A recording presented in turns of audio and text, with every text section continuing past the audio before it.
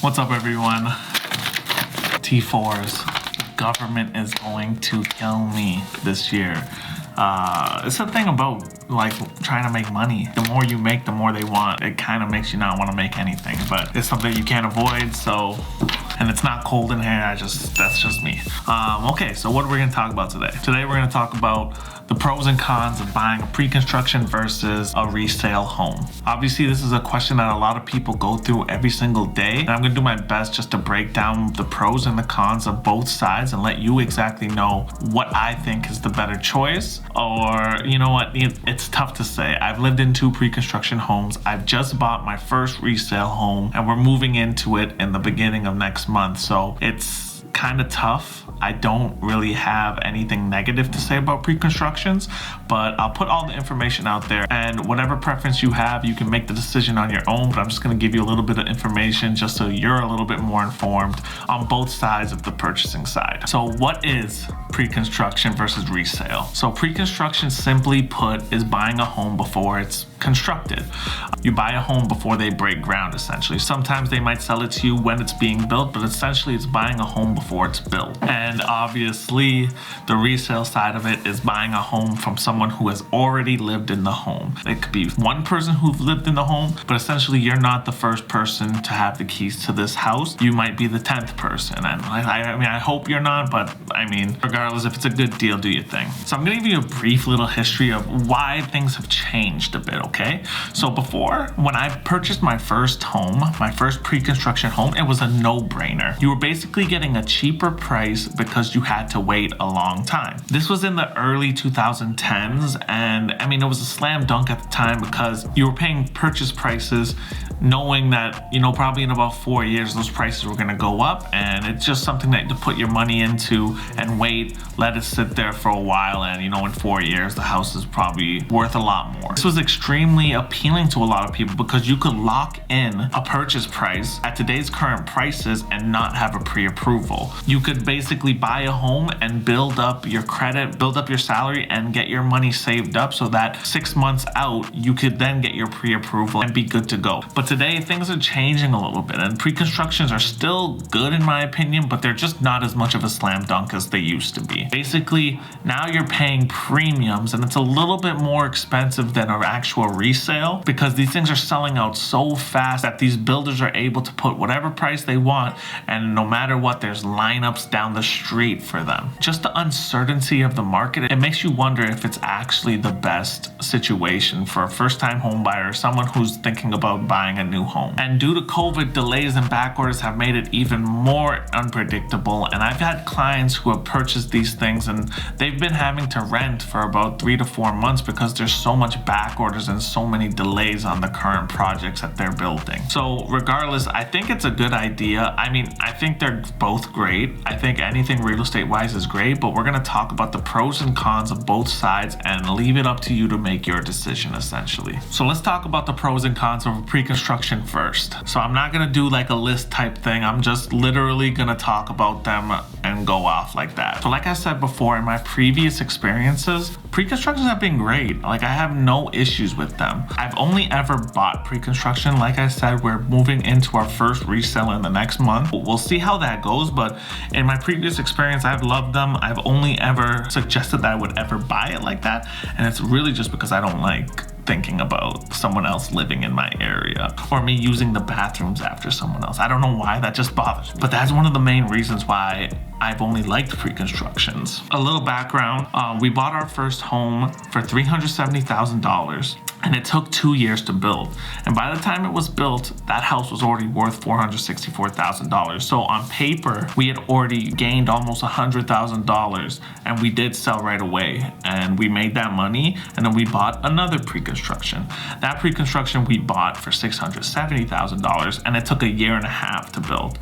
So once we got the keys a year and a half later, that house was then worth $800,000. So we were stuck on the idea that whenever you buy pre-construction, pre-construction, over the time of it being built, it's raising in value. And obviously that's not always the case, but just from our personal experience, it's like stocks essentially. You put your money in, and then once it's built, you've already accumulated some appreciation, and that house is already worth more than what you purchased it for. Another thing that we really like about pre-construction is that the deposit is pretty spread out. When I bought my first one, I put down $8,000, and that was it. That's all I had to do over 2 years. And then on closing date, for the down payment, we had to come up with an additional $10,000, and that was it. It was very helpful for us as first-time homebuyers because we just don't have 20% laying around to buy a house. I've seen a lot of different examples, but most detached homes, you have about 90 days, or freehold homes, you have about 90 days to come up with the 20%. Condos, sometimes it's even 3 to 4 years spread out. You only put 5% every year for 4 years until you come up with your 20%. Another thing that I really like about pre-construction homes is simply that you get to fully customize the house the way you want it. You can change finishes, you can upgrade whatever you want to make it just how you like it. Obviously, a lot of people who are investing, they keep it pretty minimal, but if you want to go above and beyond and put a bunch of stuff, you have the option to do that. It might cost a lot of money,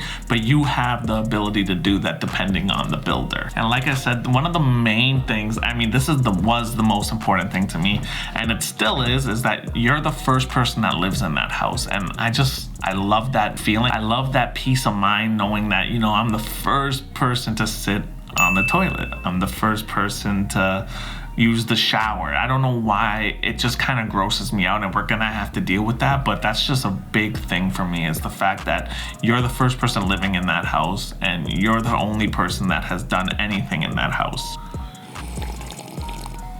And finally, depending on where you are, most new homes have pretty great warranty. So that's very important, especially if you're a first-time home buyer. If anything happens in the first few years, it is covered, especially structural. Buying pre-construction, you do pay for it, but you have warranty, which is nice. It just allows you to have a little bit more peace of mind when it comes to little creaks and little fixes that need to be done. All right, now let's talk about the cons. And I'm looking here right now, and there's actually a little bit more cons than, I can't believe I wrote this much, actually. Remember, I do like pre-construction, but I guess there are a few cons that I wrote down. Let's talk about them. So, like I said earlier, nowadays there is a bit of a markup. So, I mean, these builders, they've noticed that whenever they put houses out, they sell out pretty damn fast. So now you're paying a little bit more in terms of a markup to buy a pre-construction home. And a lot of the times you're paying more for a pre-construction home than you would be paying for a resale home. Also, there's a very big uncertainty when buying a pre-construction home. As I said before, a lot of these houses aren't being built for a year to 3 years, to some condos not being built for 4 or 5 years. So as great as it is that you might be able to get that appreciation over 4 years, there's also a risk of the market crashing and something negative happen in your life where you can't afford the house at the end of that term. Especially in a market like the GTA, our market's been on fire for a pretty long time in terms of real estate. Most cycles are about 7 years. Ours has been going strong for a pretty long time. So if you're buying something nowadays that's not going to be built for 3 to 4 years, you might be buying at an extremely high, and when it's ready to move in about 4 years,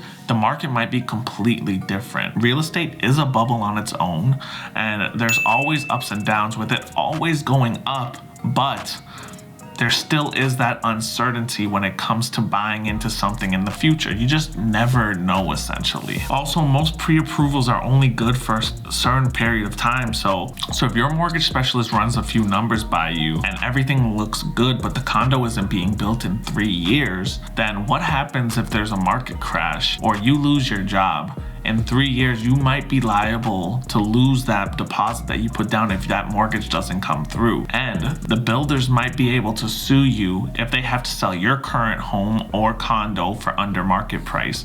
If they have to do that, you might have to pay the difference, which is pretty scary at the end of the day. A negative thing that you have to also look at is that most of them are going to require around 20%. Even though it might be spread out over 3 to 4 years, that still is a lot of money. And I just know for a lot of people, 20% of houses over $1 million, that's $200,000. That's a lot of money to come up with in 2 to 3 years. So that's another negative when looking at pre-constructions. Another thing that you should consider is that there are a lot of hidden fees when buying pre-construction. Most of the time when you go and see a model home, that model home is fully upgraded, and the stuff, the standard finishes that they usually have are just not the nicest things. So when me and Maria bought our homes, we were moving into them. If you're an investor, you might just get the standard things, but when we bought our homes, we were moving into them, and we showed up the day of to pick the things, and you grab one thing here, you grab one thing there, upgrade the toilet, and everything adds up. Before you know it, you're at about $5,000 to $10,000 just for the regular upgrades that you want to do, like hardwood floors and hardwood stairs and things like that. It really adds up super fast. So just have that in mind when you're thinking about buying a pre-construction. Along with the upgrades, you do have to buy appliances as well. Our second pre-construction home, it did come with a voucher for appliances, but the appliances were trash. So we had to upgrade those as well, and that cost another $2,000 to $3,000 at the end of the day. But I would say the most important thing to think about when buying a pre-construction is that you cannot predict the market. So like we said before,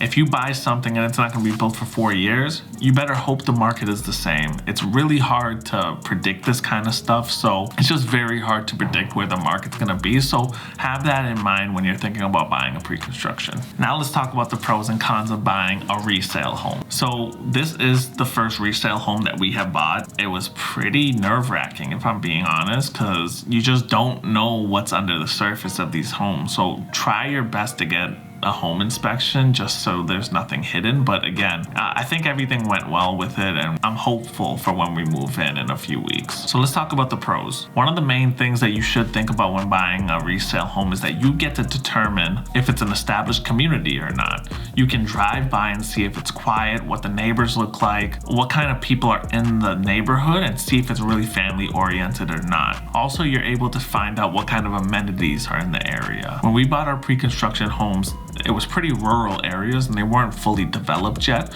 so we weren't able to see what they were building around the areas, what types of schools were going up, until after we had already purchased. If you're a family, you want to be in a neighborhood that has good schools, parks, and everything, and buying a resale home, you're able to see that kind of stuff. And it might not seem like it, but in the grand scheme of things, buying a resale home is cheaper than a pre-construction. As we talked about, there's upgrades, appliances, a bunch of hidden fees that go with pre-constructions, and when you buy a resale home, you're buying the resale home for what it is, and you can negotiate everything that you want. If you see furniture in there that you like, negotiate, put it into the contract, say that you want that, and you might not get everything, but there's a lot more room for negotiations when it comes to a resale purchase. Also, for a lot of families, it's an easier transition. You don't have to come up with your 20%, and you're able to put a little bit less down. For us, we were able to put 2.5% down, and then the rest of our down payment would come later on when we sold our houses on closing day. So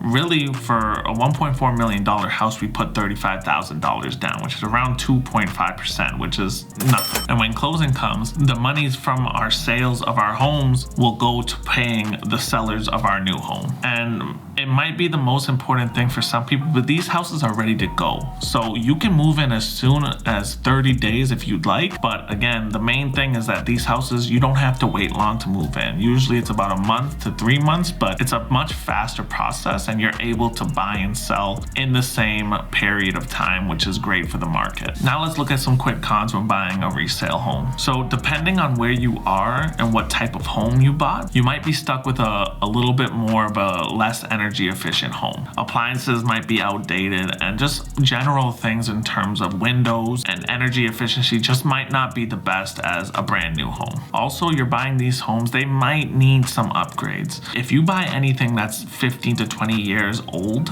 you might need to do some remodeling if you're not happy with the aesthetic of the house. Also, be mindful that some things need to be replaced as the house gets older. Roofs, AC units, water heaters, all that kind of stuff you have to be mindful of when purchasing a house. So I would really have a great home inspector and make sure the home inspection is done thoroughly and find everything wrong with the house before getting the conditions waived. Oh, but Travis, what if you live in the GTA and you had to waive the home inspection condition? Good question. Look, I tell my clients, even if you have to waive the home inspection clause, because if you live in the GTA or you live in an extremely hot seller's market, you might have to do this to secure your house. But I still suggest to people, get that home inspection done after you close. You're not planning on living there for a week. If this is your home and it's gonna be where you're living for a while, find out what the deficiencies are in the home, even if you didn't get to get the home inspection. Get that home inspection, find out what minor issues there are so those minor issues don't turn into bigger issues as time goes by. And my biggest thing, like I said before, is you're not gonna be the first person that lived in that house. So God knows what they did in there. You're gonna have to get that place super cleaned, like wash the entire house, you know, walls, everything. I don't know. Who knows what they did in there? But it's just that thought in your mind knowing that other people lived in here and you just don't know what they did. So get that house cleaned very thoroughly. But all in all, to wrap things up, I can't complain.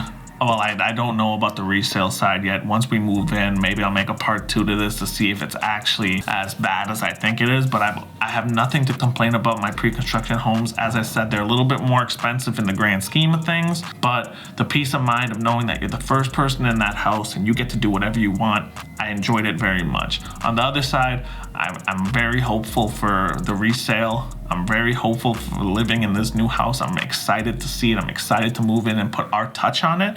But again, you know, we'll see how it goes. So if you found any value from this video, make sure you hit the like button. Always punch that subscribe button. We'll see you in the next video. If you want to see anything, if you have any questions about videos, put those below and I'll do my best to answer those. Thank you so much. Road to 1,000, baby. Staying consistent 2 times a week. We'll see y'all later.